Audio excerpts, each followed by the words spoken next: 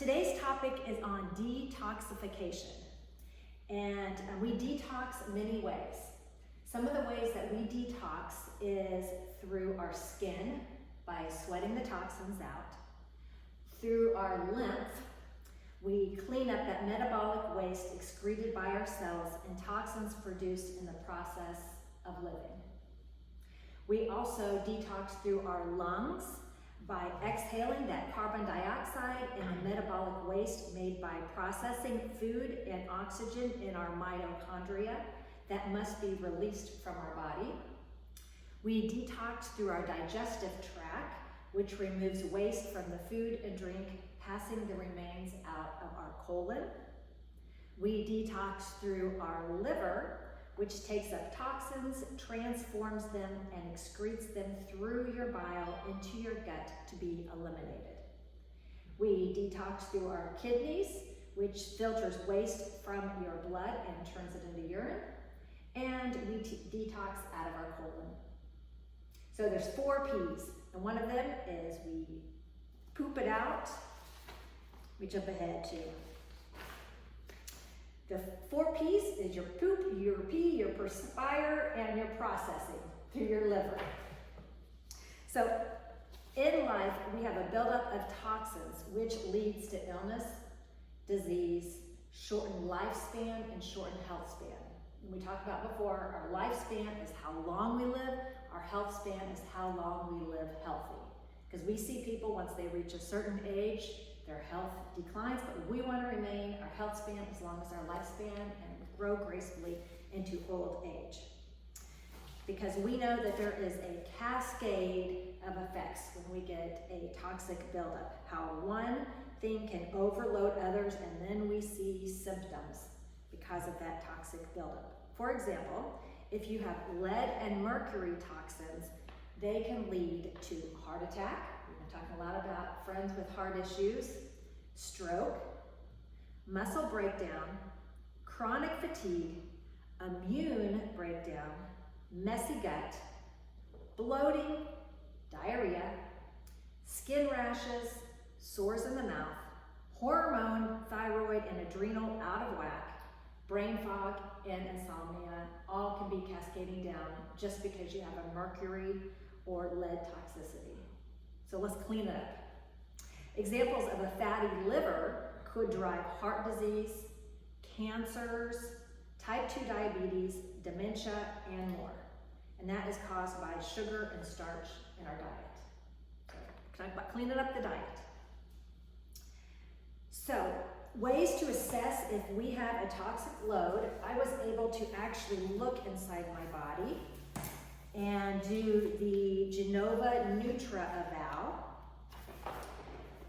which I'll show you my summary because I felt like I have a clean environment, clean diet, but yet I was assessed oxidative stress, mitochondrial dysfunction, omega imbalance, toxic exposure, and methylation imbalance. So in these areas, you can be green, yellow, or red, and even though I feel like I have a healthy lifestyle, I scored high in toxic exposures, especially to plastics. So I'm looking again at all of the plastic utensils, all the food containers, toothbrushes. There's plastics everywhere that I'm ingesting. Also, I'm looking at where my oxidative stress, where I need to be able to flush these out, but yet I'm weak in my glutathione and my taurine. So now that I was able to look inside, I can see what I can do specifically in order to detox, clean up, and start conquering. So if you are not able to do a Genova Nutra eval or something similar, I have some questions that I can ask you, and you can nod yes or no or tally up what you may be exposed to. So here I have a list. I'll show you the list, and I'll read them off to you.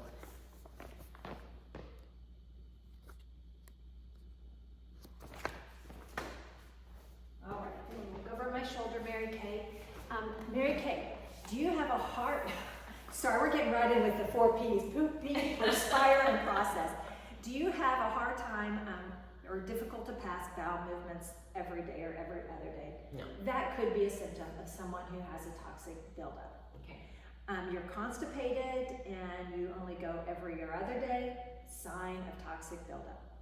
Urinate small amounts of dark, strong smelling urine only a few times a day is a sign that you could have toxic buildup. Almost never break out in a real sweat. You're good, yours. Good sweater too. Experiencing fatigue, muscle ache, headache, or concentration and memory problems are indicative of you could have a toxic buildup. Having a family history of fibromyalgia or chronic fatigue syndrome, you are amazing health span, my dear friend. Drink unfiltered tap well water or water from plastic bottles. If you have a habit of doing that, you're building up a toxic load. If you get your clothes dry cleaned, which I thought about our men who get their shirts dry cleaned. If you live or work in a building with poor ventilation or windows that don't open, you're being exposed to toxins. Hallelujah, she is scoring high. Well done. If you live in a large urban or industrial area, you do not, you breathe in God's fresh ocean air. If you have household or lawn or garden chemicals, or get your house cleaned or treated for bugs, or an exterminator. Yes, role model right here. If you have mercury fillings, got to have a biological dentist remove your mercury so that you're not getting that leaching. I don't think they are, and I only have 2. Good. If you eat large fish, such as swordfish, tuna, shark, more than once a week.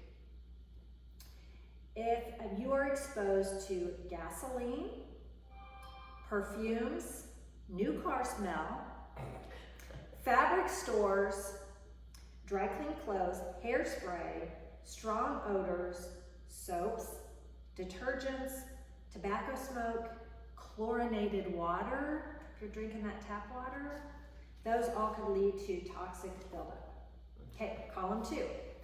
If you consume foods that have MSG or sulfites, and sulfites can be found in wine, in salad dressings, in dried fruit, bummer, gotta check that one. Or if you have food that have preservatives in them. Because there are preservatives in a lot of our food, so we need to check that.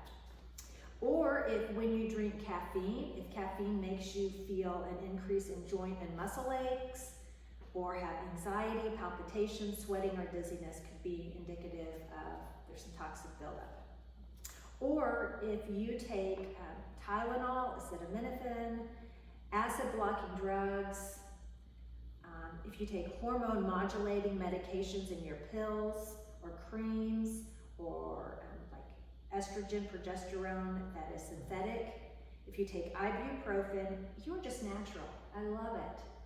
I don't like taking pills. Good.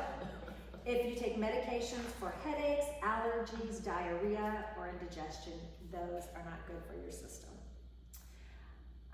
Or if you have a family history of breast cancer, smoking-induced lung cancer, other types of cancers, prostate cancers, food allergies, sensitivities, or intolerances, could be indicative that there is a toxic buildup. And the last one is if you have a family history of Parkinson's, Alzheimer's, ALS, or other motor neuron diseases or multiple sclerosis, those could be symptoms that were cascading down from toxic buildup. Yay, Mary Kay. She's our role model. Okay, I'm going to read to you some literature that I got from Dr. Mark Hyman in his Young Forever book, because he just says it better than me trying to restate it. And he is saying that detoxification, the process of detoxification, can be hindered by an overload of processed foods, sugars, starch. Yes, these culprits are involved in messing up your entire system. Every system of your body can be messed up by these, and environmental toxins. Detoxification also requires a host of food, phytochemicals, proteins, vitamins and minerals, fiber, and water to function optimally. Sadly, we are all toxic waste dumps. Even though we try hard, 84,000 chemicals have been introduced into the environment since the Industrial Revolution, and fewer than 1% have been tested for safety. These chemicals cause inflammation and oxidative stress. They damage the mitochondria, disrupt our gut function, create hormonal imbalances, overload our detoxification system. We ingest 5 pounds of food additives every year, pesticides and weed killers from our food, mercury from our fish, arsenic and toxins from our water. Sprinkle in a little alcohol and Tylenol, which depletes our glutathione, our body's main detoxification compound, and other meds that our bodies can't keep up with, and we end up with a toxic overload. The good news is that food contains nearly all the ingredients our bodies need to eliminate this waste. Plenty of water helps our kidneys and our gut remove the waste effectively.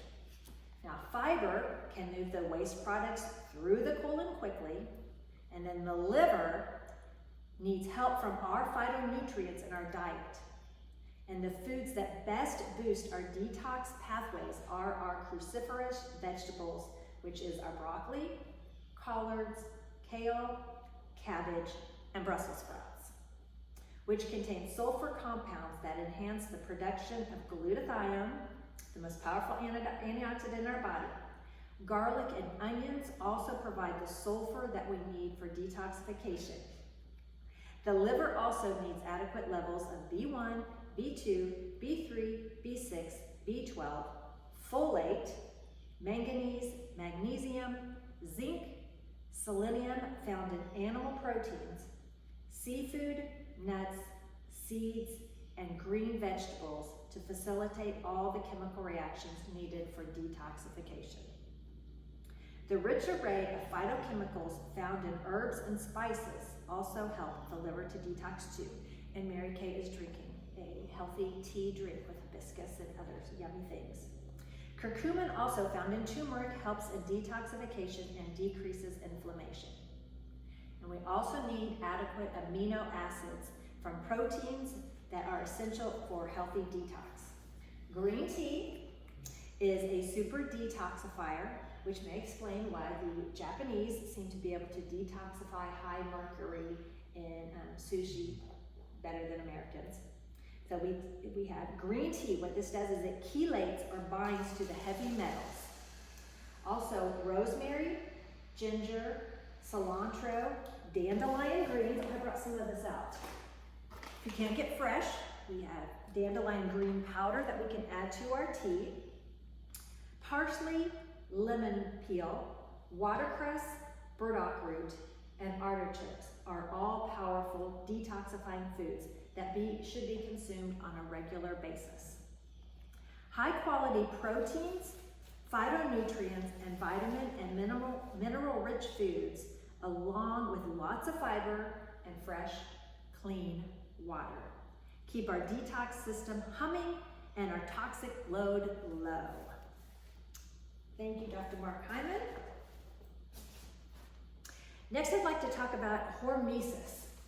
Hormesis is another way that we're going to detoxify, and hormesis is good stress.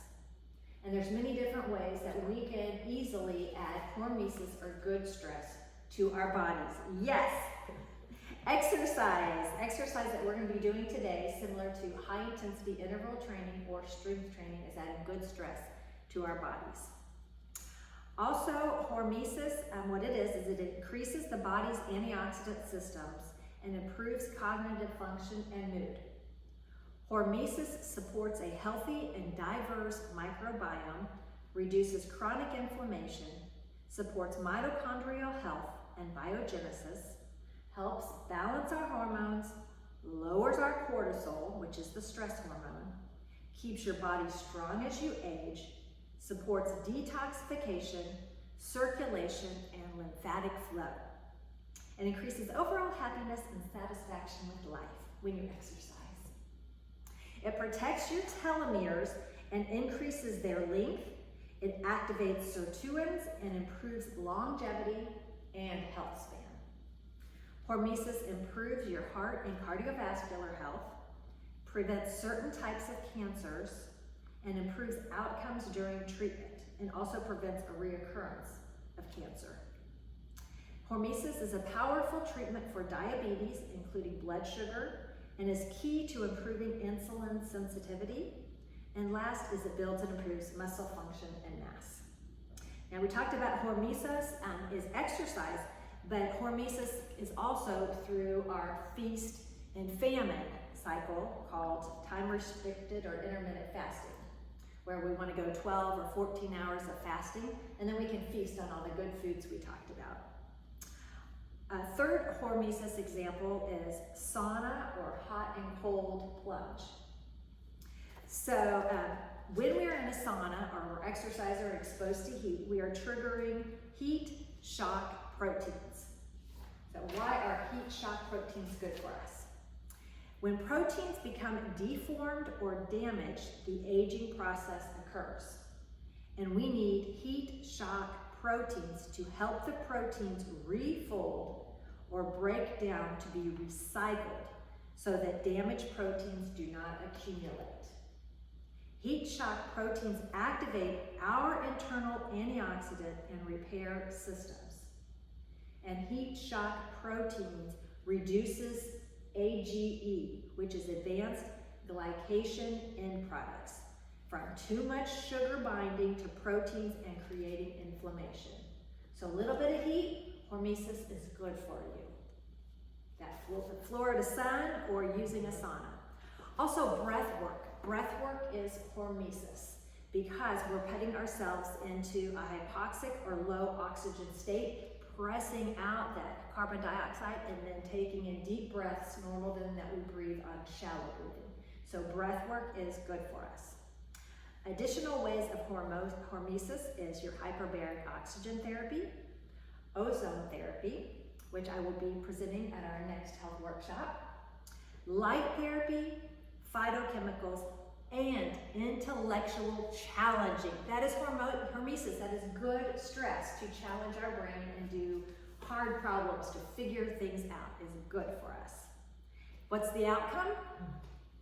Turning on a series of healing systems to activate our DNA repair, to cool off inflammation, to increase your body's antioxidant system, stimulate stem cell production, increase brain neuroplasticity, improve our protein function, enhance detoxification, and stimulate the mitochondrial function and energy production, as well as increase insulin sensitivity, improve gene expression, and prevent or reverse disease and extend our healthy lifespan. So, in conclusion, I want to read to you again from Dr. Mark Hyman, because he says it well, so why recreate it? Let me tell you what his research summarizes. Again, sadly, our world is awash in a sea of toxins. From the food we eat, to the water we drink, to the air we breathe, the home care and personal care products we use. Here are some simple strategies to lower your toxic exposures and support your detox systems to eliminate stored toxins. We're going to do our best to eat organic and regenerative raised food. We're going to use the Environmental Working Group's Dirty Dozen or the Clean 15 as a guide to which fruits and vegetables are most and least contaminated. And their website is ewg.org. We're going to filter our water, ideally we drink Berkey water, but reverse osmosis is good. And get an air filter for your home. I use an air doctor, but most of us have air purifiers. Eliminate the high mercury fish. Eliminate household cleaning products and personal care products that have toxins in them. And so we're going to reduce toxic exposure. And then 2, we're going to enhance our body's detoxification system by drinking lots of water, having regular bowel movements, Eating fiber such as flax seeds, chia seeds. Number 3, we're going to upregulate our detoxification pathways, and we're going to do that by consuming detoxifying foods, which was our cruciferous vegetables that we talked about before, the garlic, onions, artichoke, watercress, beets, avocados, lemons, green tea, ginger, rosemary, turmeric. We're going to take supplements that support detoxification. We talked about our amino acids, our B vitamins, our folate, selenium, zinc, magnesium. We're going to support our glutathione, and again, do that through cruciferous vegetables, ones we listed before. Oh, how about taking your N-acetyl, alpha-lipoic acid, milk thistle, and curcumin? I brought some of that out here today, that we have herbs that when you come to a spa session, we can go through, and I have the supplements out that, if you can see them from there. Come to a spa session or a spa immersion, and we'll go over those supplements that are good for detoxification. Number 4, so let's review. 1, reduce toxic exposure. 2, enhance your body's detoxification system. 3, upregulate your detoxification pathway. And 4, treat your heavy metal burden. That's by getting, if you have metal fillings, getting those amalgams removed. Hi! And number 5 is we're going to address a mold toxicity. And if you suspect that you have mold exposure, work with getting those out. I have a moisture meter, which I've taken around my home to see which areas there may be mold developing, and I can share that at an upcoming session as well. So we talked about toxins, food, air, water, home care, personal products. We're going to reduce by organic and upregulating our toxic pathways. We talked about our supplements, our antioxidants such as our glutathione, and our heavy metal detox. We talked about mold remedy and assessing. And we talked about some of our upcoming workshops, which we will talk more about the ozone. We're going to talk more about supplements. We're going to talk more about healthy diet and foods. So this was an introduction of some of the spa workshops that we will have coming up in 2024. So thank you so much for joining us today as Mary Kay and I, as our role model of a healthy lifespan and health span. Thank you for joining us, and we hope to see you again soon on a Spa Sharp Health Workshop.